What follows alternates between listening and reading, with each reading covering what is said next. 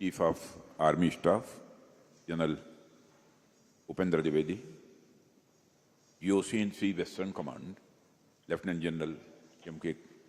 Katiyar, Lieutenant General retired Sri Satish Kumar Nambiar ji and Major retired R.S. Vedi और यहाँ मौजूद सारे officers, हमारे सभी सम्मानित वेटरन्स, मेरे मीडिया के मित्रों, मैं तो जब नाम्बियार साहब को और वेदी जी को मैं सुन रहा था तो मैं तो बहुत ही थ्रिल्ड महसूस कर रहा था। और आप सब लोग जो सामने बैठे हुए हैं, मैं सोच रहा था कि क्या परमात्मा ने आपके अंदर जज्बा दे रखा था कि आपने भारत माता के मस्तक को झुकने नहीं दिया। मैं एक बार शीश झुकाकर आप सभी का अभिनंदन करता हूं।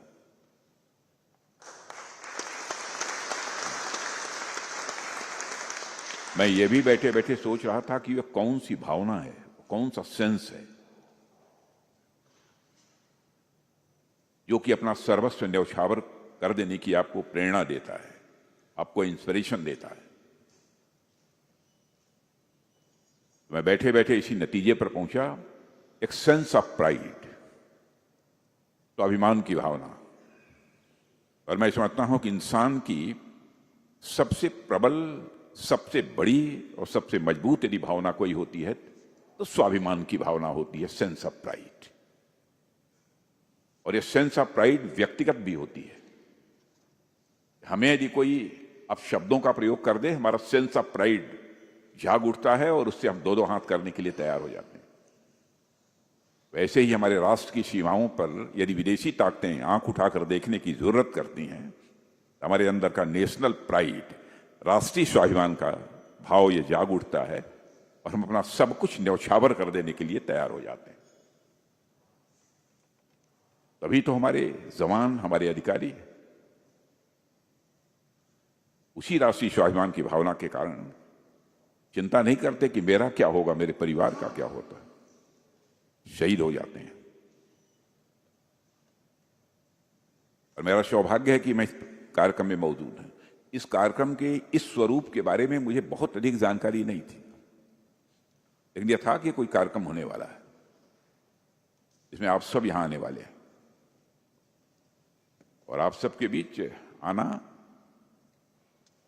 मैं समझता हूं कि मेरे जिंदगी का एक बहुत ही सौभाग्य का क्षण है, ऐसा मैं मानता हूं। और मैं कह सकता हूं कि राष्ट्र की मिट्टी को आप सब ने अपने पसीने और खून से सींचा है।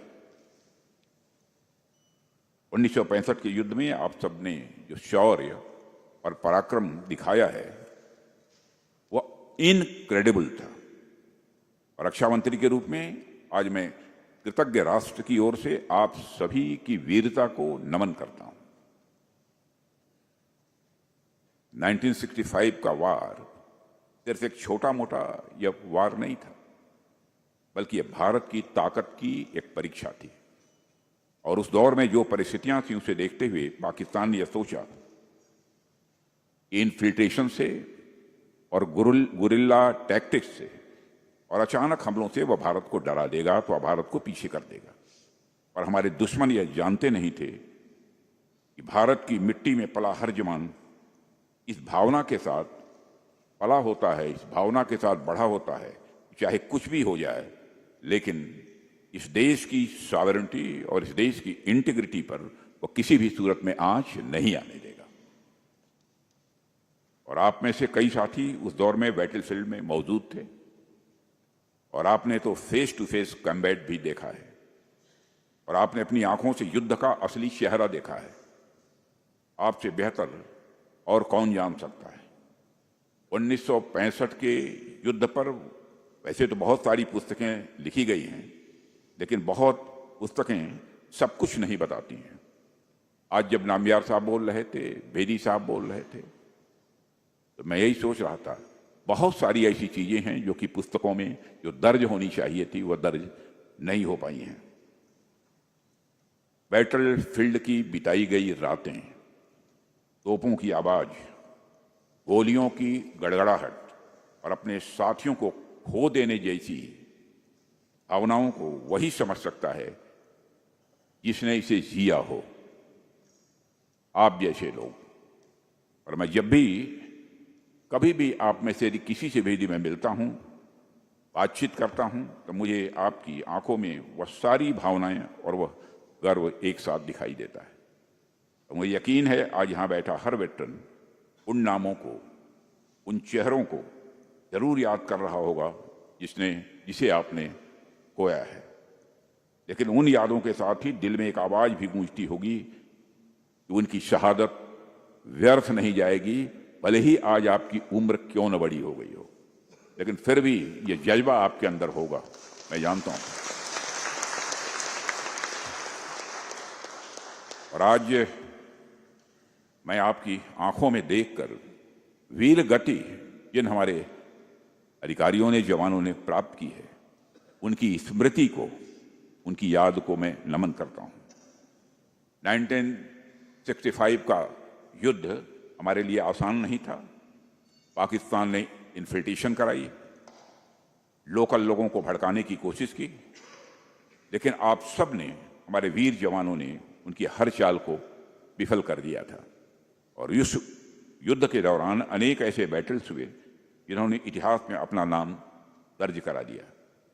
बैटल ऑफ फिलोरा में हमारी आर्म फोर्सेस ने जो पराक्रम दिखाया, उसने पाकिस्तान की हिम्मत तोड़ दी। इसके अलावा बैटल ऑफ चामिंडा की लड़ाई तो दुनिया की सबसे बड़ी टैंक बैटल्स में गिनी जाती है। वहां भी आपने साबित कर दिया कि युद्ध टैंकों से नहीं, बल्कि हौसले और डिटर्मिनेशन से ही जीता जा सकता है। 1965 के युद्ध का जिक्र हो और बैटल ऑफ असल उटर का जिक्र न हो, ऐसा भला कैसे हो सकता है। वहां हमारे वीर अब्दुल हमीद ने अपने अकेले साहस से टैंकों की पूरी कतार को जला डाला था। और उन्होंने हमें यह सिखाया था कि bravery is not about the size of the weapon, it is about the size of the heart. Bravery is not about the size of the weapon, but it is about the size of the heart. वह पल हर भारतीय के सीने को गर्व से चौड़ा कर देता है। मेरे सम्मानित वेटरन्स, उनकी वीरता हमें सिखाती है कि कठिन से कठिन परिस्थितियों में साहस, संयम और देशभक्ति का संगम असंभव को भी संभव बना देता है। जब हम आप सभी सैनिकों के अदम्य शौर्य और बलिदान की यहाँ पर खड़े होकर चर्चा कर रहे हैं, तो हमें उस दौर की एक पॉलिटिकल विल और नेतृत्व को भी मैं भूलना नहीं चाहता। कोई भी युद्ध केवल बैटल फील्ड में ही नहीं लड़ा जाता, बल्कि युद्ध में जो विजय मिलती है वह पूरे राष्ट्र एक सामूहिक संकल्प का वह परिणाम होती है। 1965 के उस कठिन समय में जब चारों ओर अनिश्चितता और चुनौतियां थीं, तब श्री लाल बहादुर शास्त्री जी की दृढ़ इच्छा शक्ति वाले नेतृत्व ने देश में उन चुनौतियों का सामना किया। शास्त्री जी ने उस दौर में न केवल निर्णायक राजनीतिक नेतृत्व दिया, बल्कि पूरे देश के मनोबल को ऊंचाई तक उन्होंने पहुंचाया।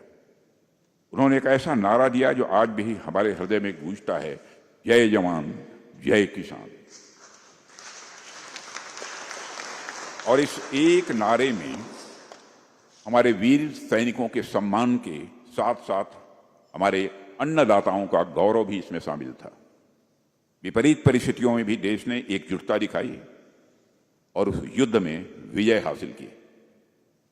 हम सब जानते हैं कि आज़ादी के बाद से ही एक राष्ट्र के रूप में भारत अपने पड़ोसियों के मामले में उतना भाग्यशाली नहीं रहा है, आज भी भाग्यशाली नहीं है।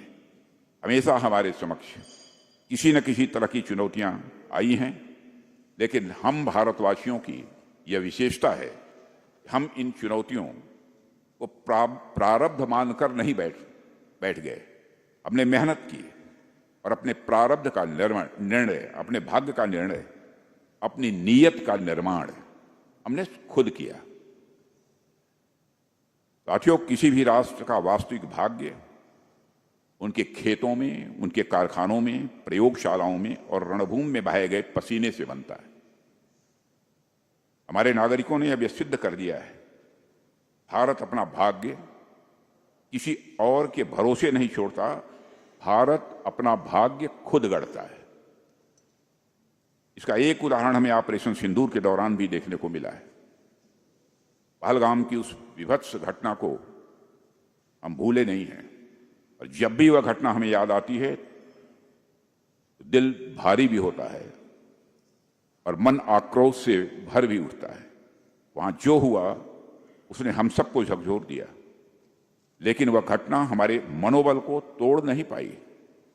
हमारे प्रधानमंत्री जी ने यह संकल्प लिया, इस बार आतंकवादियों को ऐसा सबक सिखाया जाएगा जिसकी उन्होंने कभी कल्पना भी नहीं की होगी।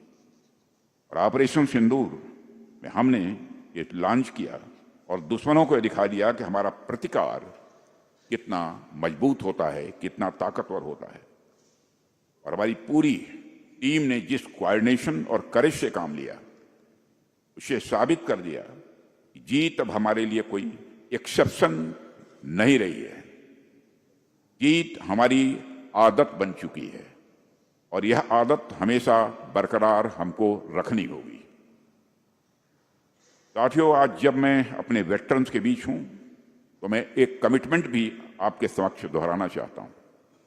वह कमिटमेंट यह है कि चाहे हमारे सर्विंग सोल्जर्स हों, वेटरन्स हों या हमारे शहीदों के परिवारजन हों, हमारी सरकार के लिए हर किसी की डिग्निटी और वेलफेयर यह हमारी टॉप प्रायोरिटी है। फोर्सेस का मॉडर्नाइजेशन हो, बेटर ट्रेनिंग हो, इक्विपमेंट का अपग्रेडेशन हो, यह सब हम इसलिए कर रहे हैं कि हमारा जवान कभी रिसोर्सेस की कमी महसूस न करे। हमारी कोशिश यही है। कितनी कामयाबी मिल पाएगी, कोशिश करेंगे कि हमको कामयाबी मिले, जो चाहते हैं वो करने में। और एक सरकार के तौर पर हम भी अपनी जिम्मेदारियों से पीछे नहीं हटने वाले हैं। मैं पूरे आपको भी और समस्त देशवासियों को भी यकीन दिलाना चाहता हूं। हमने अपने वेटरन्स के लिए भी, उनके परिवारजनों के लिए तथा उन पर आश्रितों के लिए भी कई ऐसे पॉजिटिव स्टेप्स लिए हैं, लेकिन यह कोई एहसान नहीं किया है।